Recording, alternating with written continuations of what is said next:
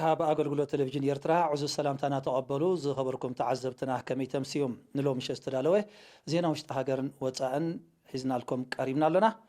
أعراب زينا سامسون هايلك سابت عام كتاتلنا بخبري عدم كندنا تبتا زينا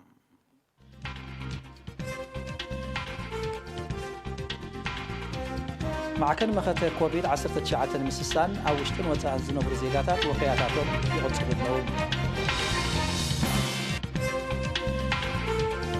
أمنو زبان أبا نتصقمات سدرابيتات ناي أخلنا وتتصريتن حاجة سديرون أمنو زبا عبد غيح زعتهم بطاه مدهانيت بمتصاد تفيهم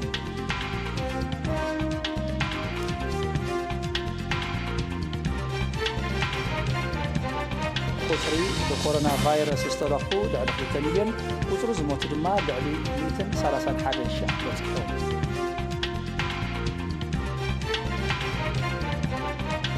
سك كورونا فيروس عبد من قدتات أير أستات 310 بليون دولار صاروا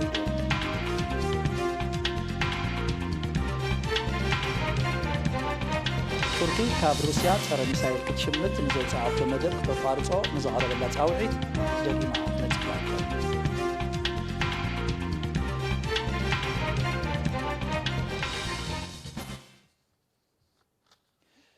مع كان مخاطب كوفيد 19 مسسان أب وشتن وطأن زنبر زيغاتات ገንዘባውን عينتاውን وفياتاتهم يقصلو خم زلو منستر طعنا حبيروم نستوها هاد صبصاب غره مسقل غرز غير كقربيو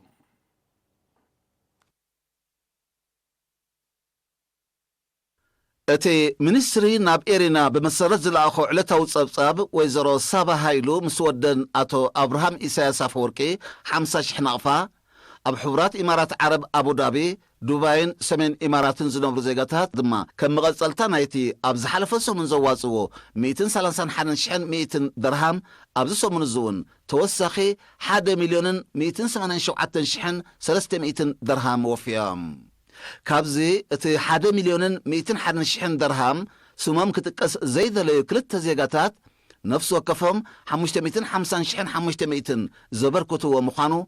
ሓንቲ ስማ ክግለጽ ዘይደለየት ኣብ ኤውሮጳ ትነብር ሃገራዊት እውን 3,000 ዩሮ ከም ዘወፈየት ኤምባሲ ኤርትራ ኣብ ሕቡራት ኢማራት ዓረብ ኣፍሊጡ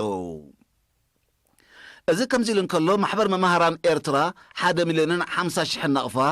ወናኒ ሰገን ኣህጉራዊ ሆቴል 75,000 ናቕፋ ክለብ ስፖርት ሸሜንቶ 50,000 ናቕፋ ትካል ኣስመራፎም 50,000 ናቕፋ ማሕበር መጽሓፍ ቅዱስ ኤርትራ 30,000 ናቕፋ ማሕበር ስኒት ኣባላት ሎጂስቲክስ ኤርትራኮ 10,000 ናቕፋ ወናኒት ቤት መግብን መስተን ኢንዱቺዝሞ 10,000 ናቕፋ ተወልደ ግላስ ወርክሾፕ 10,000 ናቕፋ ትካል ላየን ሲቲ 10,000 ናቕፋ ማሕበር ምትሕጋዝ ቤት ትምህርቲ ሰውራ መንደፈራ 10,000 ናቕፋ ማሕበር ወሃብቲ ኣገልግሎት ዞባ ደቡባዊ ቀይሕ ባሕሪ 5,000 ናቕፋ ማሕበር መድህኒ ዓለም ኣባሻውል 3,000 ናቕፋ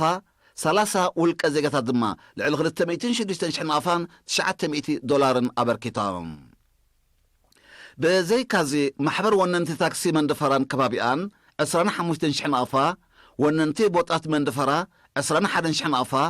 ኣባላት ቤት ጽሕፈትን ርእሰ መምሃራንን ጨንፈር ትምህርትን ዞባ መንደፈራ 14,531 ናቕፋ ወናኒ ሉና ሆቴል 10,000 ናቕፋ ወናኒ መረብ ሆቴል 5,000 ናቕፋ ክልተ ተቐማጠታ ከተማ ድማ ብድምር 12,000 ናቕፋ ወፊዮም ኣለዉ ብተመሳሳሊ ኣብ ከተማ ባፅዕ ዝርከብ ጉርጉሱም ቡቲክ 20,000 ናቕፋ ሰራሕተኛታት መምሕዳር ከተማ ባፅዕ 33,000 ናቕፋ ከወፍዩ እንከለዉ ወለንታውያን መንእሰያት ድማ ኣብ ንሳን ዞባታት ባፅዕ ጊንዳዕ ሽዕብ ፎሮን ናቕፋን ንቕሓት ህዝቢ ኣብ ምብራኽን ንጽጉማት ኣብ ምሕጋዝን ዘተኰረ ንጥፈታት ኣሰላሲሎም ኣብ ንኡዘባ ናቕፋ ምስቲ ካብ 2 ሚያዝያ ተግባራዊ ኮይኑ ዘሎ ለበዳ ሕማም ኮሮና ቫይረስ ንምግታዕ ንዝወፀ መምርሕታት ኣብ ግምት ብምእታው ብዕለታዊ ሸቕለት ንዝናበሩ ጽጉማት ስድራ ቤታት ናይ እኽልን ናውቲ ጽሬትን ሓገዝ ተገይሮም ካብቲ ኣብ ንኡዘባ ብመሰረት ዝበፅሐና ሓበሬታ ወነንቲ ወሃብቲ ኣገልግሎትን ድኳናትን ከተማ ናቕፋ ን240 ዘኽታማትን በተኻትን 80 ኩንታል እኽሊ ኣብቲ ንኡዘባ ንዝርከቡ ወነንትን መራሕትን መካይን ድማ ናይ ናውቲ ጽሬት ሓገዝ ገይሮም أمحدارت نوزبا آتو ياقوب إدريس أبزها بحبريتا وتتبقسو مرأيا ناي من دقاقافن متحلاين شوابه لهزبي إرترا مخانو بمتكاس كالوت زيقاتاتون ببعا عموم كسعبوه تتبيت كم زقبر قليتهم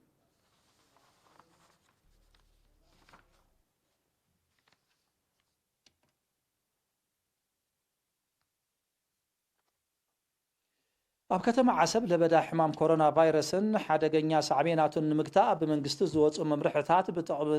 بطبق نختقبرو زكايد مكتتال بسقومتي كسنة يقبع تباهيلهم زعابي يكفال نايتم ممرحتات بقبو يتقبر كوانتلو بآقا كأرو مزقبوهم ناشتو زمسلو قنكا مستلابع بحري نايت حمام بمزما دا سكفتو تريوتات كمزلو وكيل إيرين حبيرهم أب ساعاتات دحر آتري زر متون من قصة آسزبي قطعتات محبرة ومفنتات الزمال كم زي كوني أب قلد كوانات دماه نمل بعد زك على مكاب تقلقلتي كم زره كاب تخاميراه إيرينا سندرتويم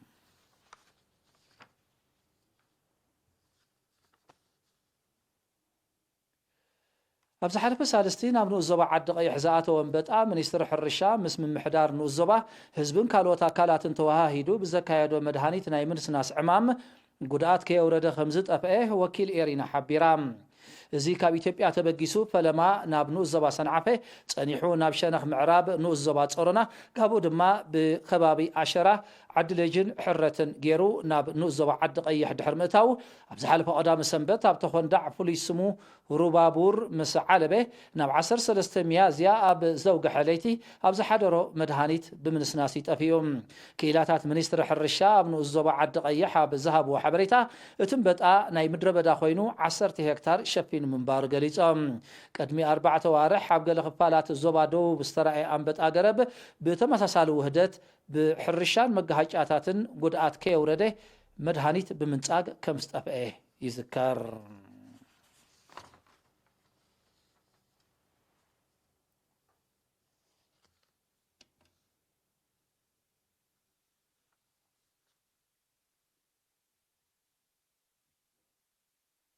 زي خبركم تعزبتنا زقصل زينا وصايوم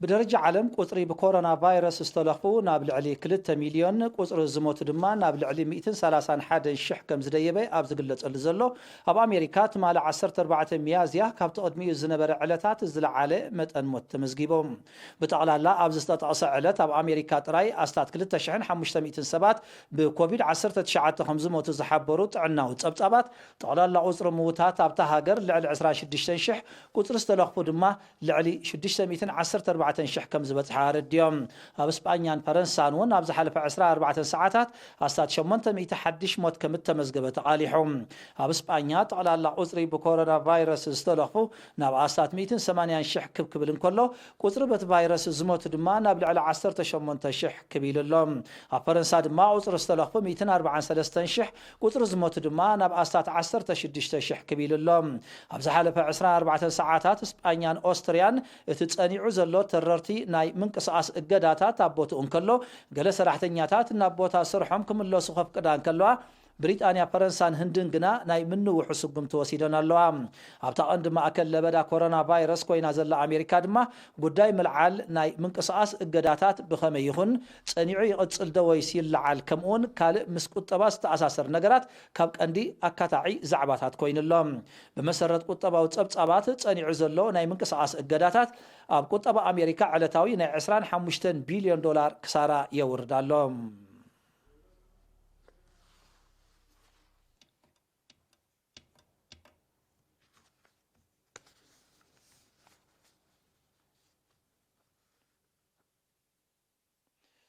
بسنك لبدا كورونا فيروس ابل علي منقد تاير لعل 310 بليون دولار كسارا 5 ورده قطباو صبصابات حبيرم وتقطباو خسارا كابتا قدي مستقمته ب 25 مئتاويت كمز زايد زغلصوتم صبصابات لبدا كورونا فيروس اب حصير اوان مزيغتا بعطف زايد كمز خل اميتم احغراو منقد تاير بسنك كورونا فيروس 250 بليون دولار كسارا كغاطمم كمز خليو قدي متقميت نيروم يهون برمس منواح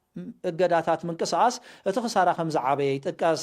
እዚ ከምዚ ኢሉ እንከሎ ብሰንከተ ሕማም ቁጠባ ዓለም ኣብዚ ዓመት እዚ ብ300 ከም ቆልቁል እዚ ድማ ድሕሪ 1930ታት ዝኸፈ ምዃኑ ኣህጉራዊ ማዕከን ገንዘብ ኣፍሊጦም ውድብ ሕቡራት ሃገራት ሳዕቤናት ኮሮና ቫይረስ ኣብ ቁጠባ ዓለም ዘስዕቦ ሃስያ ቀሊል ከም ዘይከውን ኣቀዲሙ ኣጠንቂቑ እዩ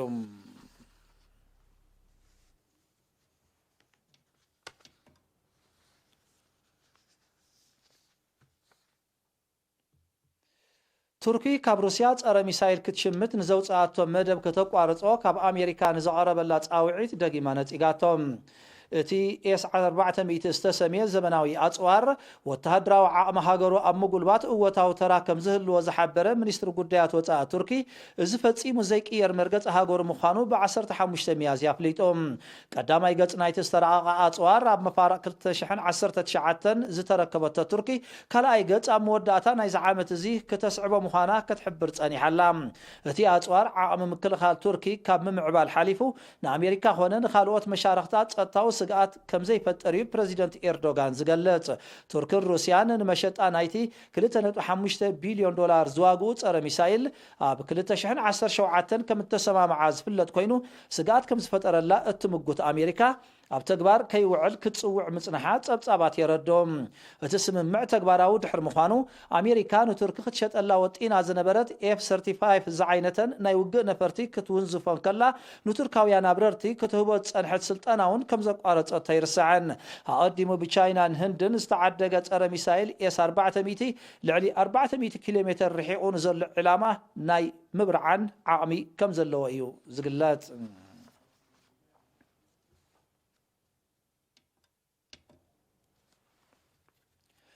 ፕሬዚደንት ኣሜሪካ ዶናልድ ትራምፕ ሃገሩ ንውድብ ጥዕና ዓለም ክትገብሮ ዝጸንሐት ፋይናንስያዊ ምወላ ክትቋርጾ ትማል 14 ሚያዝያ ትእዛዝ ኣመሓላሊፎም እቲ ኣህጉራዊ ውድብ ኣብቲ ኣንጻር ኮሮና ቫይረስ ዝካየድ ዘሎ ቃልሲ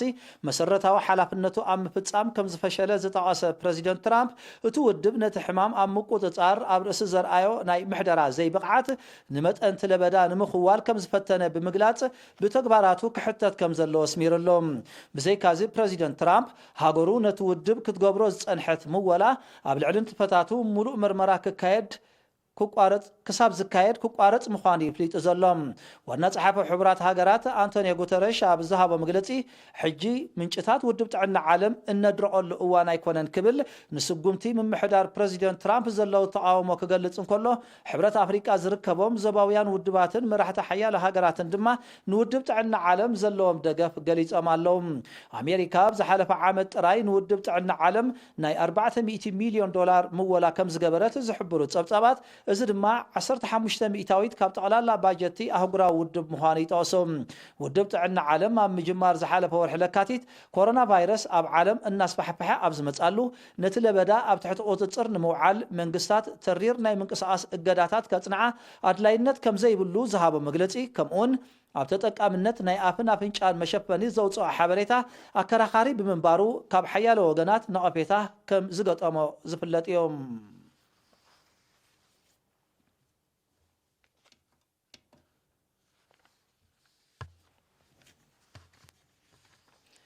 ሓይልታት ናይቲ ኣብ ከተማ ትሪፖሊ ዝመደበሩ ኣፍልጦ ውድብ ሕቡራት ሃገራት ዘለዎ መንግስቲ ሊብያ ብዘካየድዎ መጥቃዕቲ ኣብ ትሕቲ ቁፅፅር ተቃወምቲ ሓይልታት ንዝጸንሐ ሰፊሕ ከባቢታት ከም ዘምለሱ ተቓሊሖም እቶም ሓይልታት ብ1314 ሚያዝያ ብዘካየድዎ መጥቃዕትታት ሰለስተ ካብአን ልዑል ስትራቴጂያዊ ኣገዳስነት ዘለወን ኣብ ትሕቲቶም ብጀነራል ኸሊፋ ሓፍታር ዝምርሑ ተቃወምቲ ዝጸንሐ 7 ከተማታት ከም ዝሓዝዮም ዝገልጹ ዘለዉ ተቃወምቲ ሓይልታት ሊብያ ከተማ ትሪፖሊን ምቁፅጻር ብዘካየድዎ መጥቃዕትታት ናብ ወሰናስንታ ከተማ ከም እተጸጉዑ እኳ ክግለጽ እንተጸንሐ ካብ ምጅማር ናይ ዓመት እዚ ቱርኪ ናይ ዕጥቅን ስንቅን ደገፍ ክትገብረሎም ዝጀመረት ሓይልታት ሰራዊት መንግስቲ ግን ኣብ ዝሓለፈ መዓልታት ጸረ መጥቃዕቲ ብምኽፋት ኣብ ልዕሊ እቶም ተቃወምቲ ዓውታት ይጎናጸፉ ምህላዎም እዩ ዝሕበር ቱርኪ ኣብ ልዕሊ ተቃወምቲ ሓይልታት ናይ ሰብ ኣልቦን ነፈርቲ ኩናትን ደብዳብ ተካይድ ምህላዋ ዝሕብሩ ምስቲ ከባቢ ቅርበት ዘለዎም ተንተንቲ ቁሉዕ ምትእትታው ቱርኪ ነቲ ብሕቡራት ሃገራት ዝተወሰነ እገዳታት ዝጥሕስን ካልእ ግዳማዊ ምትእትታው ምእትታው ኣብ ሊብያ ክካየድ ዝደፍእን ምዃን እዮም ዝወቕሶም ተንተንቲ ወገናት ሊብያ ብመንጎኝነት መራሕቲ ሓያላን ሃገራት ኣብ ዘካየድዎ ተኸታታሊ ዘይቀጥታዊ ርክብ ስምምዕ ምቁራፅ ግጭት ከካይዱን ብሕቡራት ሃገራት ዝተነብረ ናይ ኣፅዋር እገዳታት ክጸንዕን እኳ ኣብ ስምምዕ እንተተበፅሐ ዛጊት ግን ብሰፊሑ ተጣሒሱ ምህላው ዝፍለጥ እዮም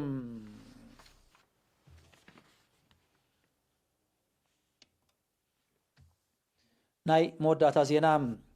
ኣብዚ ሳልስት እዚ ኣብ ምብራቃዊ ሸነኽ ዲሞክራሲያዊት ሪፓብሊክ ኮንጎ ብዝተኻየደ መጥቃዕትን ዕጥቃዊ ግጭትን ህይወት 29 ሰባት ጠፊኦም ኣብቲ ከባቢ ዝንቀሳቐሱ ምልሻታት ብዘካየድዎ መጥቃዕቲ 22 ሰላማውያን ሰባት ክቐተልን ከለው ስዒቡ ብዝተኻየደ ግጭት ድማ ዕጡቃትን ኣባላት ሰራዊት ሃገርን ዝርከብዎም 7 ከም እተቐትሉ ሰብ መዚ ኮንጎ ሓቢሮም እቲ መጥቃዕቲ ምስ ሃይማኖታውን ቀቢላውን ምትፍናን ምትሓሓዝ ከይሃለዎ ከም ዘይተርፍ ምስቲ ኩነታት ቅርበት ዘለዎም ወገናት ይእምቱ ኣብ ምብራቃዊ ሸነኽ ዲሞክራሲያዊት ሪፓብሊክ ኮንጎ ብሓፈሻ ዞባ ኪቡ ድማ ብፍላይ ብዝካየድ ተደጋጋሚ መጥቃዕትታት ሰብኣውን ጸጥታውን ክሳራታት ክወርድ ምጽንሑ ጸብጻባት ይሕብሮም ኣብቲ ሃገር ጸጥታ ንምውሓስ ብዝብል ምኽንያት ዓቃብ ሰላም ሰራዊት ሕቡራት ሃገራት ተዋፊሩ እኳ እንተሎ ዝጥቀስ ኣበርክቶ ከም ዘይብሉ እቶም ተዓዘብቲ ብተወሳኺ ይጠቕሶም ዝኸበርኩም ተዓዘብትና ነስዓት ዝተዳለወ ዜና ተፈጺሙሎ ብምክትታልኩም ክብረት ይሃበልና ብሩኽለይት እዩ